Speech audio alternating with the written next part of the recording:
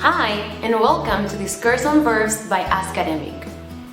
In this course, we are going to learn about the present, the future, and the past, simple and continuous for all of them. We are also going to learn about modal verbs, short forms. We are also going to learn about auxiliary verbs and the gerund and the infinitive, which is something very important for the English language.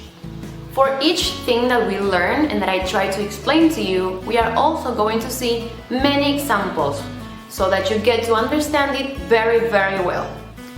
If you can, after each example slide, try to pause the video and repeat the sentences on your own.